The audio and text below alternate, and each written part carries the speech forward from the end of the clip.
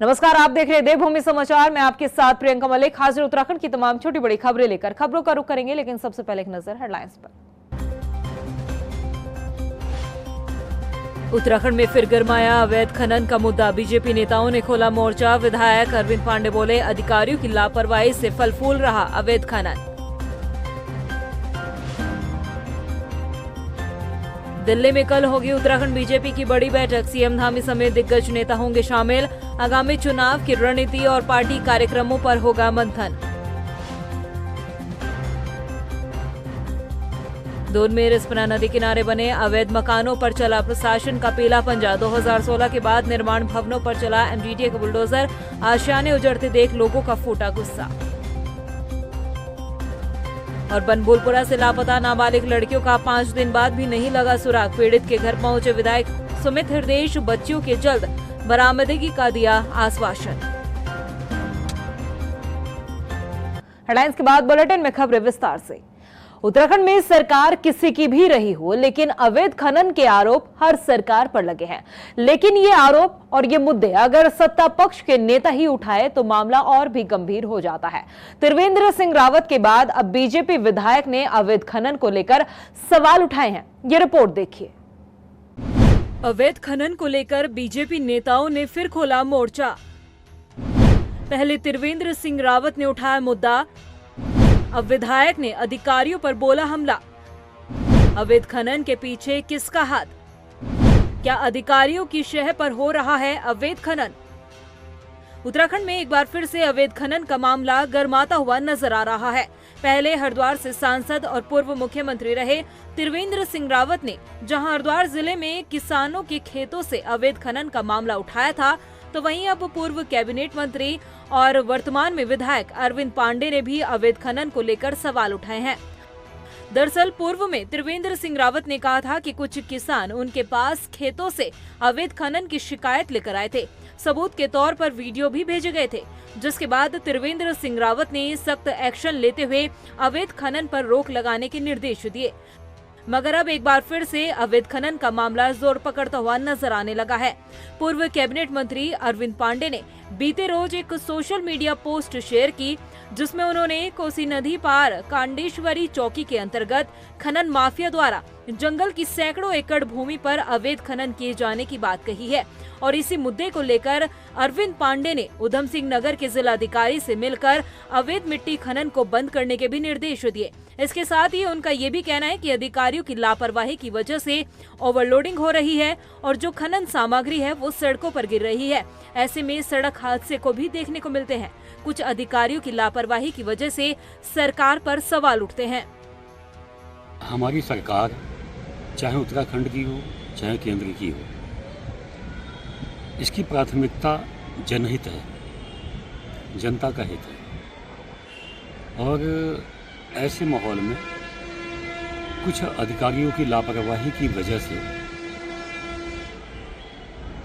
गाड़ियों का ओवरलोड चलना, गाड़ियों में जो बजरी होती है डंपर में चलते हैं ओवरलोड होके, उसको ढका नहीं जाता है।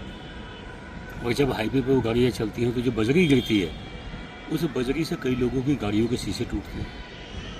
छोटे जो वाहन वाले हैं, बाइक वाले हैं, उनके पहिए फिसलते हैं, तो कई बार जनहानि हो जाती है। तो ये कहीं ना कहीं नीचे का जो सिस्टम है, ये उनकी कार्यप्रणाली पे संदेह व्यक्त करता है। वहीं कांग्रेस ने भी अवैध खनन को लेकर सरकार को घेरने का काम किया है। कांग्रेस नेता पूर्व खनन मंत्री नव प्रभात का कहना है कि सरकार ने अवैध खनन को प्रदेश में बढ़ावा देने के लिए यमुना घाटी में बाहर के खनन माफियों को खुली छूट दे रखी है, जिससे अपराध भी प्रदेश में बढ़ रहा है। मैं खुद यमुना क्षेत्र के खनन के लिए चिंतित हूँ, क्योंकि उसमें अवैध खनन को बढ़ावा देने वाले पैसे वाले लोग हैं। वो हमारे प्रदेश से बाहर के लोग हैं जिनको यहाँ जगह दी गई है। और जब भी ये प्रयोग किया गया और प्रदेश के बाहर के लोगों को यहाँ स्थान प्रदान किया गया, हमेशा बड़े क्राइम हुए हैं। और ऐसे क्राइम में देहरादून में बहुत बड़े आंदोलन भी हुए। इसके बाद चीज़ों में सुधार हुआ, पर राजस्व का हित, छोटे लोग जो इसमें जुड़े हुए हैं उनके हितों की रक्षा, ये दोनों ही राज्य सरकार की सर्वोच्च प्राथमिकता होनी चाहिए। देखिए, हमारे विधायकों को हर प्रकार के प्रश्न अधिकारियों को पूछने का अधिकार रहता है। वो विधायकी की व्यवस्था उसके आधार पर प्रश्न कर रहे हैं। इसको कांग्रेस को बहुत क्योंकि कांग्रेस के विधायक के विषय बोलते नहीं है, कहीं गलत हो रहा है उस विषय को बोलने का काम भी हमारे विधायक करते हैं, जिसका कि अपोजिशन को भी समर्थन करना चाहिए। मैं नहीं कह सकता, क्योंकि आखिरकार कहीं पर ऐसा विषय आता है तो उसको संज्ञान सरकार लेती है और उस पर कार्रवाई भी करती है। बीजेपी के दो बड़े नेताओं द्वारा अवैध खनन को लेकर जिस तरीके से जिलाधिकारियों को निर्देश दिए गए हैं और अवैध खनन को बंद करने की बात कही गई है, उससे सवाल ये उठता है कि आखिर प्रदेश में अवैध खनन क्यों हो रहा है और इसके पीछे किसका हाथ है। बीजेपी के नेता खुले तौर पर अधिकारियों की कार्यप्रणाली पर खुद सवाल उठा रहे हैं। ऐसे में देखना ये होगा कि क्या धामी सरकार इन अधिकारियों के खिलाफ कोई ठोस कार्रवाई करती है जिनकी शह पर यह अवैध खनन किया जा रहा है। मंगलवार को दिल्ली में उत्तराखंड बीजेपी के वरिष्ठ नेताओं की एक बड़ी बैठक होने जा रही है। इस बैठक में राष्ट्रीय संगठन महामंत्री बीएल संतोष, प्रदेश प्रभारी दुष्यंत गौतम, प्रदेश के राज्यसभा और लोकसभा के सभी सांसद मौजूद रहेंगे। इसके साथ ही सीएम पुष्कर सिंह धामी, बीजेपी के प्रदेश अध्यक्ष महेंद्र भट्ट भी इस बैठक में शामिल होंगे। आपको बता दें कि उत्तराखंड में आगामी कार्यक्रम जो बीजेपी के होने हैं और जो चुनाव होना है, उन सभी चीजों को लेकर इस बैठक में मंथन किया जाएगा और रणनीति तय की जानी है। जो दिल्ली में कल रात्रि 8 बजे हमारे उत्तराखंड के 8 सांसद, 5 लोकसभा 3 राज्यसभा, इनकी बैठक हमारे जो उत्तराखंड से भारत सरकार मंत्री बने अजय टम्टा जी के आवास पर होगी, जिसमें हमारे राष्ट्रीय महामंत्री संगठन दुष्यंत अपने बीएल संतोष जी उस बैठक में रहने वाले हैं। हमारे प्रभारी दुष्यंत गौतम जी रहेंगे, सह प्रभारी रेखा जी रहेंगी और माननीय मुख्यमंत्री जी भी, हम सब लोग बैठेंगे। एक तो जीत का उत्सव है, उसके साथ साथ आगामी दिनों के जो हमारे कार्यक्रम हैं, उन कार्यक्रमों को और व्यापक स्वरूप देने की दृष्टि से उस बैठक में हमारी पूरी चर्चा रहने वाली है। अल्मोड़ा पहुंचे बीजेपी के प्रदेश प्रवक्ता सुरेश जोशी ने उपचुनाव में बीजेपी प्रत्याशियों की जीत का दावा किया है। सुरेश जोशी ने कहा है कि भाजपा ने लोकसभा चुनाव में प्रदेश की 5 सीटों पर अच्छा प्रदर्शन किया। उन्होंने कहा कि प्रदेश की जनता धामी सरकार से खुश है, लिहाजा जनता उपचुनाव में भी बीजेपी प्रत्याशियों के समर्थन में वोट जरूर करेगी। देखिए, उपचुनाव में भारतीय जनता पार्टी की स्थिति बहुत मजबूत है। इस समय जो है कि हमारा जो फोकस है, बद्रीनाथ जी की सीट जो है हम कई बार पहले भी जीते हुए हैं। इस बार हम एक बड़े बहुमत से हम बद्रीनाथ जी की सीट को जीतना चाहते हैं। और जहाँ तक मैंगलोर सीट है, मैंगलोर सीट भारतीय जनता पार्टी इस बार अपने कार्यकर्ताओं के और वहाँ की जनता के आधार पर एक अच्छे बहुमत से मैंगलोर सीट जीतेगी और हम लोग एक रिकॉर्ड बनाएंगे।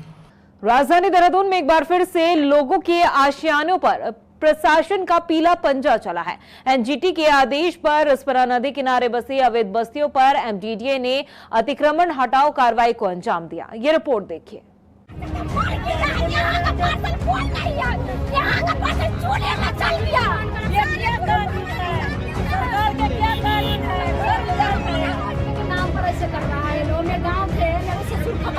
रोते बिलखते इन लोगों की आंखों के सामने इनके आशियाने उजाड़ दिए गए।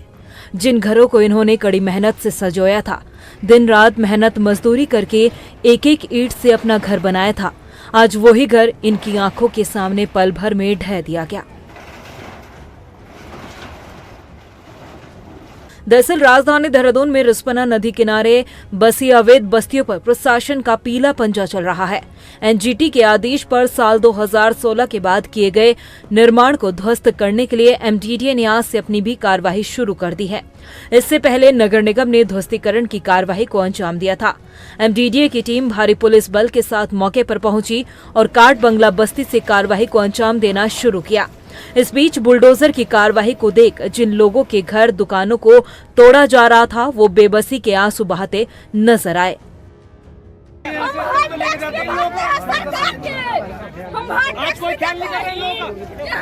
जब झुकी थे तो जब उजाला नहीं, पानी दिया, बिजली दिया, घर बनाया, ये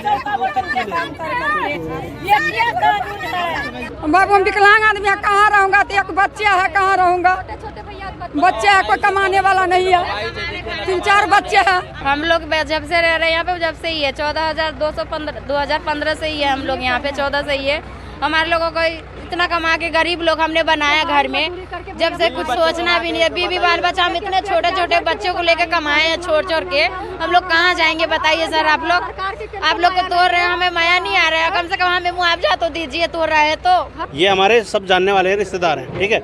अगर इनका नोटिस नहीं है तो तोड़ा क्यों जा रहा है? अगर जिसका नोटिस दिया है उसका तोड़ा जाए। लेकिन अब क्या है कि इसमें दादागिरी चल रही है। आपको बता दें कि नगर निगम ने रिस्पना के किनारे बसी 27 बस्तियों में सरकारी जमीन पर बने 525 मकानों को चिन्हित किया था, जिसमें 89 अतिक्रमण नगर निगम की जमीन पर पाए गए, जबकि 12 नगर पालिका मसूरी और 11 राजस्व भूमि पर पाए गए। अतिक्रमण हटाने के लिए नोटिस जारी किया गया और फिर अवैध अतिक्रमण हटाओ कार्रवाई को अंजाम दिया गया। इस बीच लोगों ने कई आपत्तियां भी दर्ज कराई, जिसके बाद आपत्तियों के निस्तारण करने के साथ ही 250 अवैध निर्माण का ध्वस्तीकरण एमजीडीए की तरफ से किया जाना है और फिर 30 जून तक एनजीटी को रिपोर्ट सौंपी जानी है। 400 कुछ मकान टूटे हैं जो चिन्हित के, जो 11 मार्च 2016 के बाद जो इंक्रोचमेंट हुआ है वो सब टूटने वाले हैं।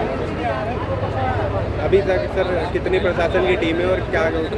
हमारा पूरा एमडीडीए की सारी टीम लगी हुई है और एसडीएम लोग हैं और पुलिस फोर्स है। सर कुछ लोगों का ये भी कहना है कि उन्हें नोटिस जारी नहीं किया गया। नोटिस जारी नहीं है, लेकिन है नहीं है, हमें पता लग रहा तो हम तोड़ेंगे। मगर इस पूरी कार्रवाई के बीच आशियाने उजड़ते देख लोगों में नाराजगी और चेहरे पर दुख साफ नजर आ रहा था। आंखों में बेबसी लिए ये लोग सरकार से गुहार लगाते दिखाई दे रहे हैं कि उनके सर से छत ना छीने, लेकिन उनकी बेबसी ऐसी कि ना कोई सुनने वाला और ना समस्या का समाधान करने वाला। ऐसे में सवाल कई उठते हैं कि आखिर जब ये अवैध बस्ती बस रही थी तब सरकार क्यों नहीं जागी? अवैध बस्ती तक मूलभूत सुविधाएं पहुंचाते वक्त सर्वे क्यों नहीं किया गया कि वैध है या अवैध? झुग्गी झोपड़ी से पक्के मकान बनाने की अनुमति किसने दी? बिजली पानी का कनेक्शन क्यों दिया गया? सवाल कई हैं, मगर जवाब में सिर्फ बुलडोजर कार्रवाई और मायूसी। वहीं रिस्पना नदी किनारे अतिक्रमण के खिलाफ हो रही कार्रवाई के बीच मौके पर पहुंचे विपक्ष के नेताओं ने सरकार पर मनमानी का आरोप लगाया। दरअसल प्रशासन 31 मार्च 2016 के बाद बने अवैध अतिक्रमण पर पीला पंजा चला रहा है। कांग्रेस का आरोप है कि इस कार्रवाई के दौरान उन घरों को भी ध्वस्त किया जा रहा है जो साल 2016 से पहले बन चुके हैं। मौके पर पहुंचे कांग्रेस नेता अभिनव थापड़ ने बताया कि उन्होंने एक ऐसे ही घर को जबरन तोड़ने से बचाया जो कि पहले से बना हुआ था साल 2016 से पहले। देखिए जेसीबी बिल्कुल यहाँ मुहाने पे थी। हम और यहाँ पे उर्मिला थापा जी हैं जो हमारी स्थानीय पार्षद है राजपुर की। हम लोगों ने ये हमारे पास आए, हमने उनको दिखाया कि जब 11 मार्च 2016 की कट ऑफ डेट है, उससे पहले के जो लोग हैं उनके साथ आप कार्रवाई नहीं कर सकते। दूसरा, जिनको नोटिस नहीं दिए उन पे आप कार्रवाई नहीं कर सकते। तो इनके कागज़ 2014 के मिले।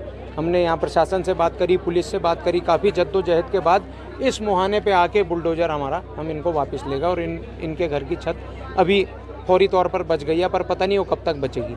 वहीं हल्द्वानी विधायक सुमित हृदयेश बनभूलपुरा थाना क्षेत्र के जवाहर नगर में 4 दिन पहले लापता हुई 2 नाबालिग लड़कियों के घर पहुंचे, जहां उन्होंने परिजनों से मुलाकात की और उनका ढांढस बंधाया। सुमित हृदयेश ने बताया कि मामले पर उन्होंने पुलिस और प्रशासन के अधिकारियों से खुद बातचीत की है। साथ ही उन्होंने मामले में एसएसपी से खुद मॉनिटरिंग लगातार कर रहे हैं। उम्मीद की जा रही है कि जल्द ही नाबालिग बच्चों की बरामदगी की जाएगी। वहीं उन्होंने कहा कि इस मामले में राजनीति न की जाए। नहीं, देखिए, पुलिस प्रशासन से लगातार मेरी वार्ता चली है इस विषय में और उन्होंने मेरे को आश्वस्त करा है कि पूरी उनकी जितनी रिसोर्सेज हैं, उनकी जितनी टीमें हैं, स्वयं कप्तान साहब इस कार्य में लगे हुए हैं। अभी मेरे परिवार के सामने भी मैंने उनसे फ़ोन पे वार्ता करी। उन्होंने मुझे आश्वस्त करा है कि जल्द से जल्द बच्चों को खोज के पुलिस यहाँ पर ले आएगी। और ये बड़ा दुर्भाग्यपूर्ण वर्ष एक पूरा कृत्य हुआ है, बड़े दुर्भाग्य का विषय है। इसके साथ ही हल्द्वानी के काठ गोदाम में प्रधानमंत्री ग्रामीण सड़क योजना के कार्यालय में भीमताल के ओखल कांडा से आए ग्रामीणों ने जमकर हंगामा किया। इस दौरान पूर्व राज्य मंत्री हरीश पैनुरे ने भीमताल विधानसभा में पीएमजीएसवाई के तहत बन रही सड़कों में भ्रष्टाचार का आरोप लगाया। नाराज लोगों ने निर्माण कार्यों को फिर से कराए जाने की और दुर्घटनाओं को रोके जाने की मांग की है। उन्होंने ये भी कहा है कि एक सुरक्षित दीवार बनाने की मांग की है। वहीं मौके पर पहुंची एसडीएम ने ग्रामीणों को समझाते हुए उनकी समस्याओं के समाधान का आश्वासन दिया। इस तरह से भ्रष्टाचार की पराकाष्ठा अति हो गई है, उसके खिलाफ। और जो हमारे अनुसूचित भाई हैं उनके मकान जो है गिरने के कागार पे हैं, वहाँ काट दी गई है रोड और दीवार नहीं दी गई है, वहाँ दीवार दी गई है जहाँ पत्थर है, जहाँ पत्थर नहीं है वहाँ दीवार नहीं दी जा रही। तो इस तरह की तमाम लोगों की मजदूरी का भुगतान नहीं किया गया। इसको लेकर हम संघर्षरत हैं और आज तालाबंदी करेंगे। अगर यहाँ से निर्णय नहीं होता है तो हम सबने संकल्प लिया राज्यपाल हाउस और मुख्यमंत्री हाउस पर, यहीं से जाके कल सुबह हम कब गए इनको पता नहीं लगेगा, वहीं धरने में प्रकट होंगे। उसमें कलवर्ट हम दोबारा से पुनर्निर्माण के लिए हमने इन्हें आश्वासन दिया हुआ है। इसके अतिरिक्त दीवारों का निर्माण है, इसके लिए हमारा विचलन गया हुआ है और उसके जब तक उसकी स्वीकृति आएगी शासन से उसके बाद हम इसका कार्य करवा सकते हैं। इसके अतिरिक्त तीसरी मांग थी ठेकेदार द्वारा मजदूरों का भुगतान ना किए जाने के संबंध में। उसमें मेरी ठेकेदार से भी वार्ता हुई है और जो मजदूर यहाँ पे आए हुए थे उनसे भी वार्ता हुई है। अब उसी वार्ता के क्रम में जो भी यथोचित होगा वो कार्य किया जाएगा। वहीं राजधानी देहरादून में नगर निगम ने भारी बारिश के कारण होने वाली समस्याओं से निपटने के लिए कंट्रोल रूम बनाया है। नगर निगम ने शहर के लोगों के लिए टोल फ्री नंबर 9084677366 जारी किया है। मुख्य नगर स्वास्थ्य अधिकारी डॉक्टर अविनाश खन्ना ने बताया कि कंट्रोल रूम की मॉनिटरिंग के लिए नोडल अधिकारी, मुख्य नगर स्वास्थ्य अधिकारी और अधिशासी अभियंता को नियुक्त किया गया है। इसके अलावा QRT टीम भी बनाई गई है।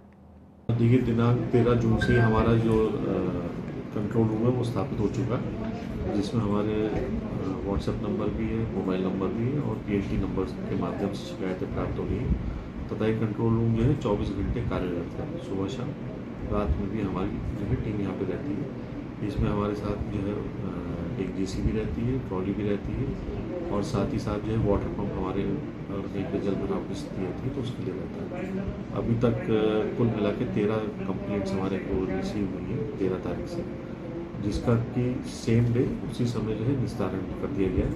उधर बरसात के ऑरेंज अलर्ट को देखते हुए नैनीताल प्रशासन भी अलर्ट मोड पर नजर आ रहा है। जिलाधिकारी वंदना सिंह ने जिले के सभी तहसीलों में कंट्रोल रूम को 24 घंटे अलर्ट रहने के निर्देश दिए हैं। डीएम ने जनपद मुख्यालय पर आपदा कंट्रोल रूम में कर्मचारियों को भी 24 घंटे मॉनिटरिंग करने के निर्देश दिए हैं। संवेदनशील इलाकों में JCB तैनात की गई है। वहीं शहर में जो नाले मौजूद हैं उन सभी को लेकर भी सावधानी बरतने की बात कही जा रही है। जो कंट्रोल रूम हैं वो एक्टिव हैं, विभागों जो हमारे तहसीलों के अंतर्गत भी हैं और जनपद स्तर पर भी आपदा के कंट्रोल रूम हैं, उसमें सभी विभागों को अलर्ट पर रहने के निर्देश भी दिए हैं। साथ में जो संवेदनशील स्थान है वहाँ पर JCB इत्यादि की तैनाती करा ली गई है, उसके लिए भी विभागों को अलर्ट रहने के लिए निर्देशित किया है। कोई भी समस्या आती है उसमें रिस्पॉन्स टाइम को कम से कम करने के लिए निर्देश दिया। अल्मोड़ा में मौसम विभाग की भविष्यवाणी सटीक साबित हुई है। जिले में हुई बारिश के बाद वनाग्नि की जो घटनाएं हो रही थी, वनाग्नि में जो जंगल धधक रहे थे वो भी अब शांत हो चुके हैं। वहीं भीषण गर्मी से लोगों को राहत मिली। आपको बता दें कि बारिश से किसानों के चेहरे भी खिल उठे। उनकी रबी की फसल के लिए ये जो बारिश है वो काफी फायदेमंद बताई जा रही है। उधर रुद्रपुर के सुंदरपुर में भागड़ा नदी पर 16 लाख रुपए की लागत से तैयार हो रहा निर्माणाधीन रपटा पुल बरसात से पहले ही बदहाली के आंसू बहा रहा है। तस्वीरों में आप साफ तौर पर देख सकते हैं कि आधे अधूरे बने इस पुल से राहगीरों को चलने में कितनी परेशानियों का सामना करना पड़ रहा है। वहीं ग्रामीणों ने पुल के निर्माण के कार्यों में भ्रष्टाचार का आरोप लगाया। उधर क्षेत्र में भाजपा नेता का ये कहना है कि कांग्रेस के इशारे पर ये लोग विरोध कर रहे हैं। अब आप ये पुल देख सकते हो, इसमें 8 पाइपें लगी है। रेता वहां से उन्होंने उठा के इसमें लगा दिया और 8 पाइपें लगी है। 8 पाइपें मतलब एक पाइप 50,000 रुपए का लगा दिया है उन्होंने। आप ये पुल देख के मैं क्या बताऊं, आप कोई भी जो एक बंदा अनपढ़ भी होगा ना वो आके बता देगा कि ये पुल एक सीजन भी नहीं जाएगा। अभी इसी साल अभी 2 महीने बाद बारिश आने वाली है। 2 महीने बाद बारिश आएगी, ये पाइप पता नहीं कहाँ चली जाएगी। ठीक है, और 16 लाख का जो बजट पास हुआ है इसमें मुझे नहीं लगता कि 16 लाख यूज हुआ है। इसमें 2-4 लाख इन्होंने यूज किया है और बाकी पूरा धान। करीब 16 लाख की लागत से रपटा पुल मंजूर है। और जहां तक आरोप प्रत्यारोप का मामला है तो कुछ कांग्रेसी हैं, वो खिसियानी बिल्ली खंबा नोचे। सरकार है नहीं उनकी, आरोप प्रत्यारोप लगाना उनका, आरोप लगाना, ऐसे ऐसे काम करना उनका इस समय काम है। विपक्ष का काम ही यही है और विपक्ष ने आज तक कभी विकास की सोच नहीं सोची। वहीं चंपावत जिले के बाराकोट ब्लॉक का रेगरू चौमेल लिंक मोटरमार्ग खस्ता हाल है। स्थानीय लोगों की माने तो करीब 10 साल पहले लिंक मोटरमार्ग का डामरीकरण हुआ था, तब से ये सड़क जस की तस बनी हुई है। स्थानीय लोगों ने बताया कि यहां आए दिन हादसे होते रहते हैं, बावजूद इसके अधिकारी कोई संज्ञान नहीं ले रहे हैं। चौमेल और रेगड़ू जो मुख्य मार्ग है, इसकी स्थिति बहुत ही खराब है। लगभग 8-10 साल पहले इसमें डामरीकरण का कार्य हुआ था, तब से लेके अभी तक नहीं हुआ है। इसमें जो है नाली वगैरह से लेके सब चीज़, क्योंकि जब आपदा या मानसून का समय आता है तो और पूरी तरह रोड बह चुकी है और कई जगह कितनी गाड़ियों की उसमें दुर्घटना भी हो चुकी है, बाइक वाले कई बार गिर चुके हैं। जो चौमेल और रेगड़ू का ये लिंक है, लगभग 2-3 किलोमीटर का लिंक है, ये पूरी तरह से जीर्ण शीर्ण है। इसमें जल्द से जल्द नई तरीके से काम होना चाहिए। वहीं हल्द्वानी में सिटी मजिस्ट्रेट ने ड्रग्स विभाग की टीम के साथ मिलकर बनभूलपुरा क्षेत्र में ताबड़तोड़ छापेमारी की कार्रवाई की। इस दौरान टीम ने मेडिकल स्टोर पर प्रतिबंधित दवाओं को चेक भी किया, जिसमें 2 मेडिकल स्टोर पर प्रतिबंधित दवाओं का जखीरा मिला है। क्षेत्र में चल रहे 3 क्लिनिक भी मानकों के विपरीत पाए गए। सिटी मजिस्ट्रेट ने 2 मेडिकल स्टोर के साथ ही 3 क्लिनिक को सील किया है। एक घर से प्रतिबंधित पॉलिथीन की खेप बरामद हुई है। वहीं सिटी मजिस्ट्रेट ने बताया कि 10 क्विंटल से ज्यादा पॉलिथीन बरामद की गई है। ये जिलाधिकारी महोदय के निर्देश थे, तो उसमें औषधि नियंत्रक विभाग और स्वास्थ्य विभाग के साथ क्लिनिक और मेडिकल स्टोर चेक किए गए और जब इसमें कार्रवाई की गई तो हमें 2 मेडिकल स्टोर पे कुछ प्रतिबंधित दवाइयाँ निर्धारित मात्रा से अधिक मिली हैं, उनको बंद कराया गया है। इसके अलावा 3 क्लिनिक ऐसे पाए गए जो PCPNDT एक्ट के मानकों का उल्लंघन करते हैं, तो उनको भी चालान किया गया, उनको सीज किया गया है। रामनगर स्थित जिम कॉर्बेट पार्क के गर्जिया जोन को पर्यटकों के लिए साल भर खोले जाने की मांग की जा रही है। Ramnagar Jim Corbett nature guide association ने कॉर्बेट टाइगर रिजर्व के उपनिदेशक दिगांत गायक को ज्ञापन सौंपा है। नेचर गाइड ने बताया कि उनको रोजी रोटी गर्जिया जोन से जुड़ी हुई है और मानसून सीजन गर्जिया जोन बंद होने से उनके सामने आर्थिक संकट पैदा हो जाता है। उन्होंने बताया कि उनके दल में महिला गाइड भी शामिल है। सर, हमारा कई लंबे टाइम से प्रयास चल रहा था और जो कि पहले पूर्व में 2020 में पार्क मानसून में खुला भी एक्चुअली, जो कि आमडंडा से संचालित किया था। सुरक्षित टूरिज्म को देखते हुए रिंगौड़ा गेट से ट्रांसफ़र किया गया गेट और वहाँ पर बहुत विधिवत गेट चल रहा है और हमने विभाग से ये किया है कि इसे वर्ष भर चलाते रहें, क्योंकि रोज़गार का मामला, स्थानीय लोगों का मामला है और ये पहला ऐसा जोन है जहाँ महिला गाइड हैं। गाइड्स का यही आशा है कि ये हमारा गर्जिया पर्यटन जोन जो है वो 12 महीने खुले रहे, जो अभी के लिए जून 30 को बंद हो जाता है मानसून सत्र में, और जो अक्टूबर में खुलता है उसको पूरा 12 महीने चलाने के लिए इनका ज्ञापन मिला है। तो अभी यही है, उनको भी यही समझाया गया है कि हमने ऑलरेडी इसके लिए बहुत प्रयास कर रहे हैं, डायरेक्टली भी चिट्ठी भी लिखे हैं और उसके साथ साथ उच्च स्तर से बात भी कर रहे हैं। इसका यही उम्मीद करते हैं कि जल्दी से जल्दी इसका हल निकले और इसका परमिशन आ जाए। वहीं लोहाघाट से दिल्ली के लिए 18 सवारियों को लेकर निकली उत्तराखंड परिवहन की बस लोहाघाट बस स्टॉप से मात्र 4 किलोमीटर चलकर ही खराब हो गई। परिचालक के मुताबिक बस के इंजन में धुआं निकलता हुआ दिखाई दिया, जिससे वो घबरा गए। वहीं चालक की सूझबूझ की मदद से बस को रोका गया।